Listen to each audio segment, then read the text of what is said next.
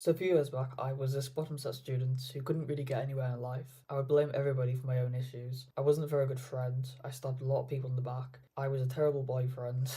I wasn't a good person. And don't get me wrong, I'm not like this massive successful person now. I still have a lot of issues I need to solve.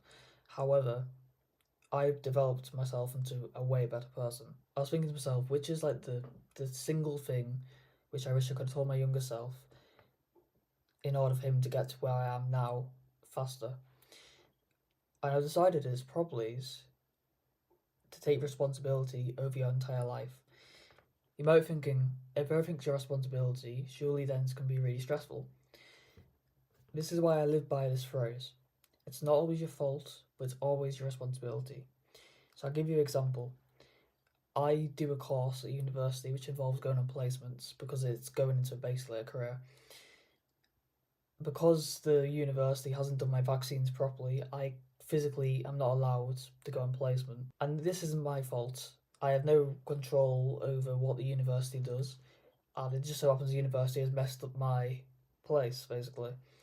Now, I could sit there and complain. I could write bad stuff into the group chat and then eventually gets feeded back to my lecturers, who gets feeded back to the placement team and cause more drama. Or I could take responsibility for that and go, well, that's do be what it do be, and I'm going to carry on with my life. And then whenever I get called to go and get that vaccine and go back on placement, I go and do it. Taking responsibility over something which isn't fully in your control. And that is what I wish I had known earlier, because I used to just blame everybody for my own issues, and it keeps you stuck. When you take responsibility, you give power to yourself.